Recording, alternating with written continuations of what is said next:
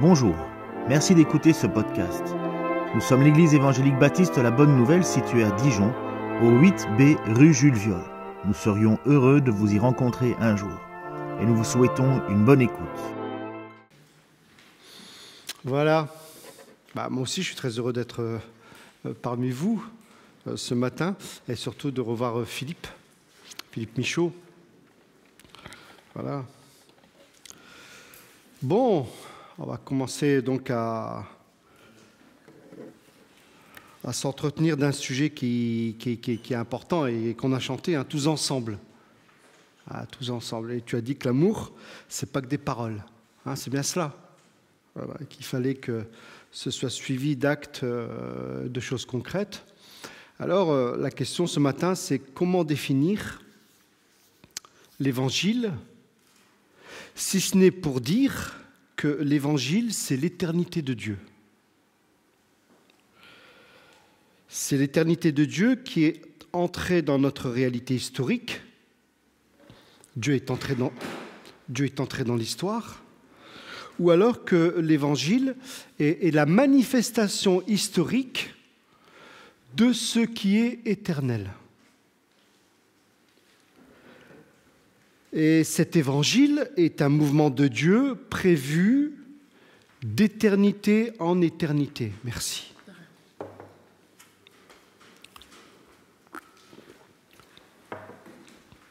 C'est-à-dire depuis le commencement. Le commencement de toute chose. L'Évangile, c'est une éternelle bonne nouvelle. Et si des systèmes religieux, philosophiques, métaphysiques sont apparus depuis que l'homme est sur la terre, parce que l'homme pense, l'homme cherche, la Bible dit que cet Évangile que nous avons chanté est en Dieu avant que le monde fût. Et c'est en cela que l'Évangile n'est pas une innovation ou une réflexion après coup. En fait, l'Évangile, ce n'est pas le plan B de Dieu. Il y a eu l'irruption du péché dans la bonne création de Dieu, et Dieu, à la va-vite, a dû préparer un plan B pour sauver l'humanité. Non, ce n'est pas comme ça que ça a fonctionné. Avant que le monde fût, l'Évangile était déjà en Dieu. Et c'est pourquoi Jésus dit que la vie éternelle, c'est de connaître Dieu. Or, la vie éternelle consiste à te connaître, toi, le Dieu unique et véritable, et celui que tu as envoyé, Jésus-Christ. Alors, je ne sais pas si les versets peuvent être projetés au moment de leur lecture. Merci. Alors, la question est, qu'est-ce que la vie éternelle ? Qu'est-ce que la vie éternelle, si ce n'est Jésus lui-même ? Alors, souvent, moi je fais le distinguo entre la vie éternelle et la vie perpétuelle. Vie perpétuelle, vie éternelle, deux choses différentes. La vie perpétuelle, c'est la vie sans fin. C'est ce que nous allons vivre avec Dieu. Mais quand Jésus parle de la vie éternelle, il parle de notre communion, de notre relation avec lui. Quand Jésus parle de la vie éternelle, il parle de notre identité, de notre filiation, de notre dépendance vis-à-vis de lui. Celui qui a le Fils a la vie. En fait, la vie éternelle, c'est notre qualité filiale. Et être un fils et une fille, c'est permettre à l'Écriture de définir pour nous, pour nos vies, ce qu'est le bien, ce qu'est le mal, par exemple. Donc, qu'est-ce que la vie éternelle si ce n'est Jésus lui-même ? Et c'est ainsi que débute l'annonce de l'Évangile. Au commencement était celui qui est la parole de Dieu, il était avec Dieu, il était lui-même Dieu. Si Jésus est celui qui est la vie éternelle, qui était auprès du Père, qui était dès le commencement, d'éternité en éternité, cela veut dire que Jésus vit dans une communion consciente, continue et intime en tant que fils avec le Père. Et ce commencement dont il est question dans l'évangile de Jean, vous l'avez bien compris, va au-delà du début du ministère terrestre, du ministère de Jésus sur terre. Le début du ministère de Jésus sur terre, qui en fait n'était que le commencement de l'ère chrétienne. Et ce commencement dont il est question ici, c'est le commencement de toute chose.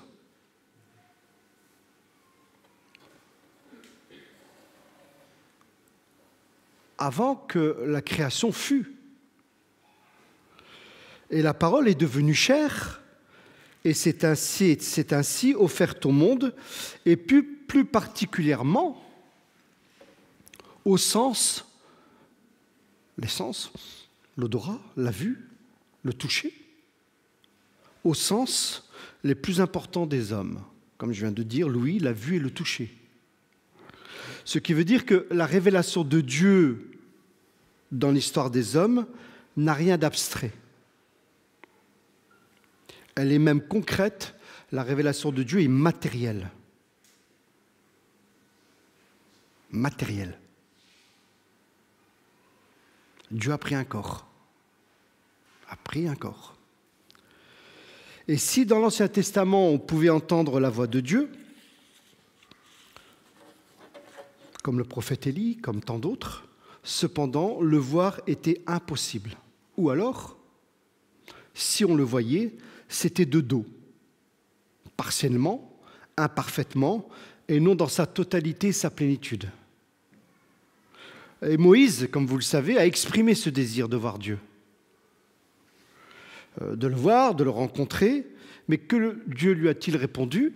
Il lui a dit, « Il y a ici un lieu près de moi, tiens-toi debout sur le rocher, et quand ma gloire passera, je te mettrai dans le creux du rocher, je te couvrirai de ma main jusqu'à ce que j'aie passé. Puis je retirerai ma main et tu me verras de dos, mais ma face ne pourra pas être vue. » Alors, pour le voir, comme je vous vois, pour le toucher, comme les disciples l'ont touché, il faudra attendre que la préexistence du Fils éternel se manifeste en Jésus-Christ. Et celui qui est la parole est devenu homme, et il a vécu parmi nous. Nous avons contemplé sa gloire, la gloire du Fils unique envoyé par son Père, plénitude de grâce et de vérité.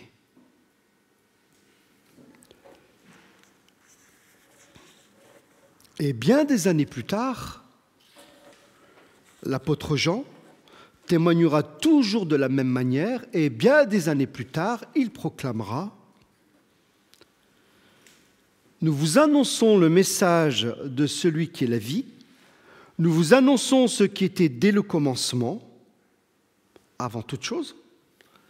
Nous l'avons entendu, nous l'avons vu de nos propres yeux, nous l'avons contemplé et nos mains l'ont touché. » Et ce qui a tout particulièrement qualifié les apôtres pour témoigner de cette vie qui est venue dans le monde, c'est la vue. Et d'ailleurs, ici, le verbe qui est utilisé dans le texte grec signifie considérer avec intelligence. Considérer avec intelligence de manière à saisir la signification et l'importance de ce qui est offert à la vue. Et la proclamation de ce qui a été entendu, vu et touché par les apôtres, c'est-à-dire Jésus, parole de vie, veut dire que l'Évangile en Jésus offre et annonce la vie qui est en lui. Et c'est Jésus qui donne la vie, puisqu'il est la lumière de la vie, il est le pain de vie, il est l'eau vive, il est l'eau de la vie. En d'autres termes, l'Évangile annonce et donne la vie. Alors moi, je ne veux pas faire l'ancien combattant, ni le vétéran, mais c'est vrai qu'on est dans une époque où l'Église, et nos églises, tout autant qu'elles sont, et donc nos croyants, parfois donnent l'impression de ne pas avoir suffisamment assez avec cet évangile pour vivre une transformation de l'intérieur. C'est que s'explique tout le développement du conseil, de la relation d'aide, de la cure d'âme, de l'accompagnement, et ceci et cela. Et je me demande souvent, très souvent, dans quelle mesure cette parole de vie, aujourd'hui, arrive à atteindre véritablement les profondeurs de l'âme et de l'être. Et cette expérience, ce vécu audible, visible et tangible de ce qui était depuis le commencement a été possible pour ces hommes uniquement parce que la vie a été manifestée. Est-ce que vous arrivez à me suivre? Ok? Ça va? Car comment voir celui qui était éternellement avec le Père s'il n'avait lui-même décidé, pris l'initiative de se manifester? Alors, voyez, on est loin du triptyque ou alors de cet évangile à l'eau de rose qui consiste à nous faire croire que croire en Jésus doit absolument nous apporter le bonheur et qui plus est le bonheur matériel, la richesse, par exemple. On est à des années-lumière de ce que nous annonce, de ce que nous procure, de ce que nous donne l'Évangile. Ce que je veux dire par là, c'est que les hommes ne peuvent saisir que ce qu'il plaît à Dieu de leur faire connaître. De leur faire connaître aux oreilles, aux yeux et aux mains.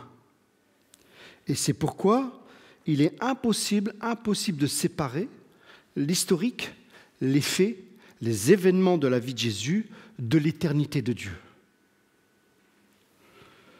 Et c'est la même personne, Dieu et l'homme, en Jésus. Jésus est la rencontre de l'invisible et du tangible. Et ce sont à la fois les deux. Et c'est pourquoi l'Évangile est tout sauf un récit mythologique, tout sauf une spiritualité ou une mystique hors sol. Ce que nous devons, nous, bien comprendre, nous chrétiens, c'est que nous ne sommes pas des plantes sans racines. D'accord ? Nous venons de loin, de très très loin, et nous allons loin, très très loin devant nous. Et l'Évangile, je disais, tout sauf une vie spirituelle avec les 4 fers en l'air, n'est-ce pas, qui n'a pour souci que soi-même. Et cette manifestation historique de la vie éternelle, grâce à Dieu, n'a pas été accaparée par les apôtres, mais elle a été proclamée. Proclamée parce qu'elle nous était, à nous, ici, présents ce matin, parce qu'elle nous était destinée. Elle nous était destinée, et tout ce que Jean et les autres disciples ont vu quelques années auparavant, ils continuent de le témoigner pour assurer la pérennité et la transmission de l'Évangile jusqu'au retour de notre Seigneur Jésus-Christ. Ce qui veut dire que non seulement nous ne sommes pas des plantes sans racines, mais nous appartenons à une longue chaîne de transmission.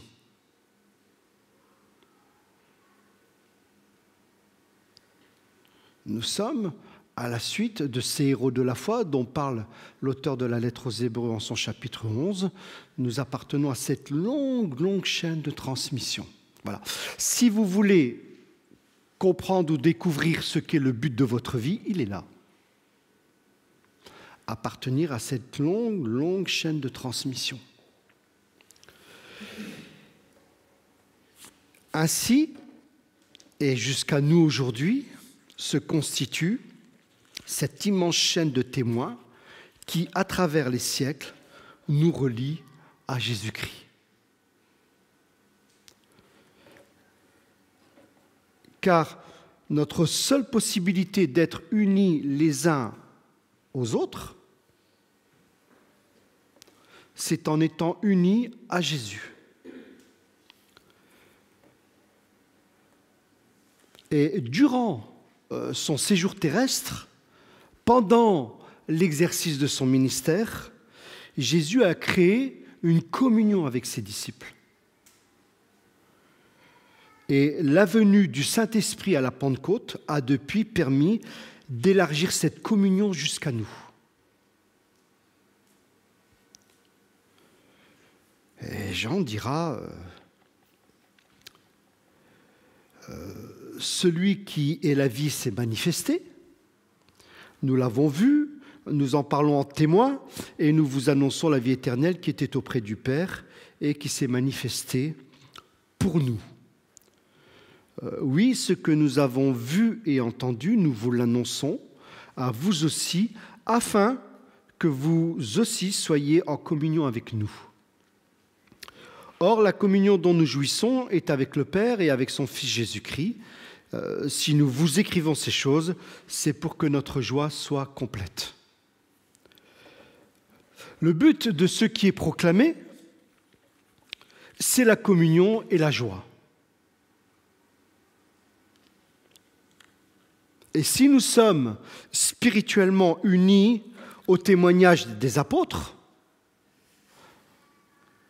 l'Évangile, le Nouveau Testament en particulier, alors nous serons unis à Jésus.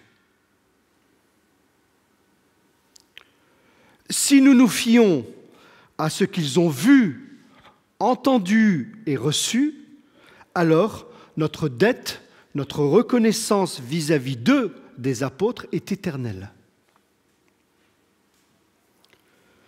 Et proclamer le salut, c'est comprendre qu'être sauvé, c'est être en communion avec eux, dans ce qu'ils ont reçu, dans ce qu'ils nous ont transmis, et les uns avec les autres. Dans la conversion, il y a un double mouvement.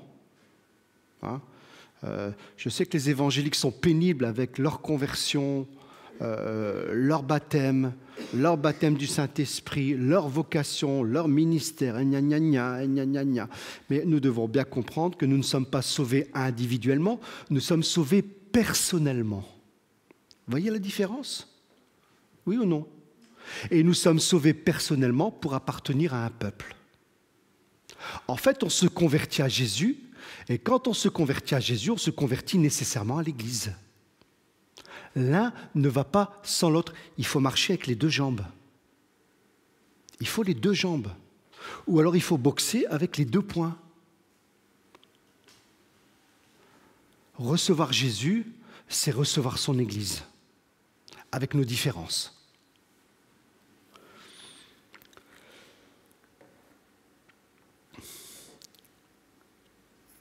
C'est le salut tel que Dieu l'a conçu et mis en œuvre. Et ce salut implique, bien entendu, notre réconciliation avec Dieu en Jésus-Christ et notre communion avec le Père et le Fils, mais également notre insertion dans l'Église, afin que nous aussi soyons les uns et les autres en communion. Et vous savez, l'étymologie du mot communion en grec veut dire travailler ensemble. Vous voyez, c'est encore du concret. C'est tout sauf être les quatre fers en l'air. Oui, c'est ça, communion. Travailler ensemble. Travailler ensemble. Mettre les mains dans le cambouis ensemble. Formuler ensemble des projets et les mettre en œuvre, ces œuvres bonnes préparées d'avance.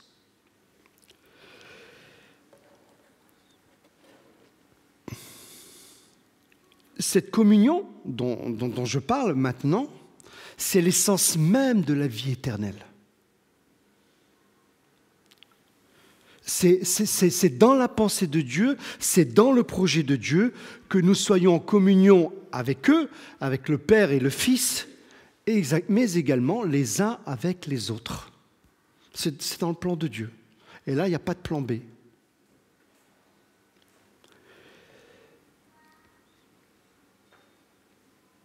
Dieu est nommé le Père, un Père avant tout. Il est certes le Créateur et nous ses créatures, il est le juge, mais pour nous, il est notre Père, il est avant tout un Père. Un Père car pour nous, il est plein d'amour, de miséricorde, comme ça a été prié, un Père qui nous adopte comme ses enfants, un Père c'est doux comme nom, n'est-ce pas, dire Père, Papa. Et c'est pourquoi Jésus dira « Je te demande qu'ils soient tous un ». Comme toi, Père, tu es en moi et comme moi je suis en toi, qu'ils soient un en nous pour que le monde croie que c'est toi qui m'as envoyé. Je leur ai donné la gloire que tu m'as donnée afin qu'ils soient un, comme toi et moi, nous sommes un, moi en eux et toi en moi. Moi, j'aime bien dire souvent dans notre communauté, on est surtout l'Église quand on n'est pas ensemble. Ça veut dire de la manière dont on parle les uns et des autres. On est surtout l'Église quand on n'est pas ensemble, surtout dans la manière dont on parle les uns des autres. Et être en communion, c'est être participant de la grâce de Dieu. Participer au salut de Jésus-Christ, à la présence permanente du Saint-Esprit. Et ce qui a créé l'unité du Père et du Fils et du Saint-Esprit, c'est leur commune possession. Le Père, le Fils et le Saint-Esprit se possèdent mutuellement. De toute éternité, c'est comme cela. Il y a au sein de la Trinité un échange d'idées, de sentiments, de volonté, de travail, bref, de nature. Et parce qu'être sauvé, c'est être en communion les uns avec les autres, notre communion ne peut que dépendre, découler de notre communion avec Dieu.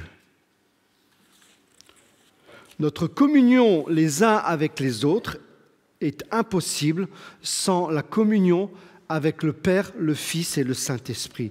Notre communion humaine ici présente est le fruit, la conséquence, la traduction de ce qui se passe dans la communion divine. Nous reproduisons un modèle de relation. Voilà tout. Comme Jésus, qui n'a pas cherché à être l'égal de Dieu.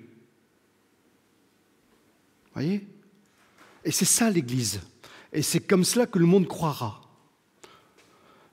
Mieux nous arriverons à traduire cette communion divine dans nos relations interpersonnelles, alors plus le monde sera attiré par l'Église. Ah, c'est un chantier, hein ? C'est du boulot.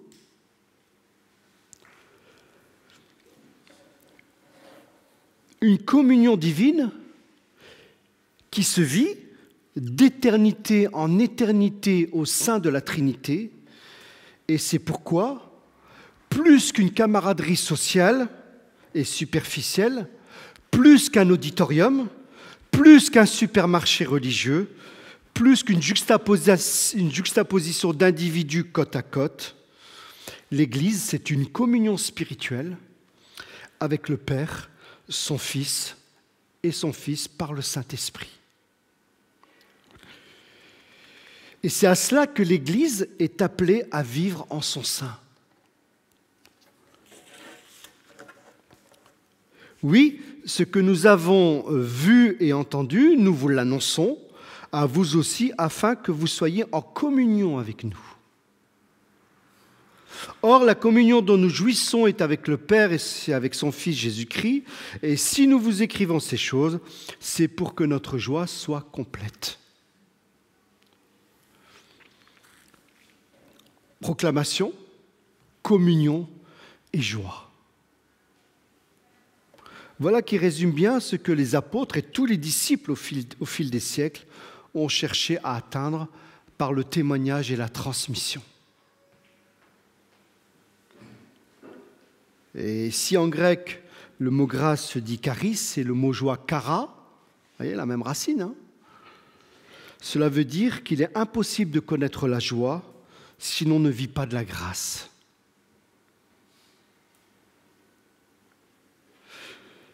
Le psaume 16 est un psaume de confiance.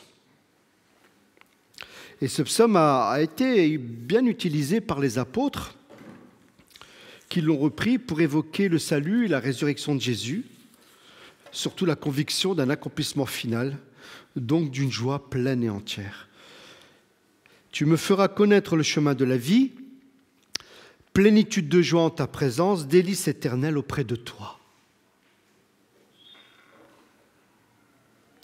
Donc une joie pleine et entière pour celle et celui qui s'attache à son Dieu et à son peuple. Et à son peuple.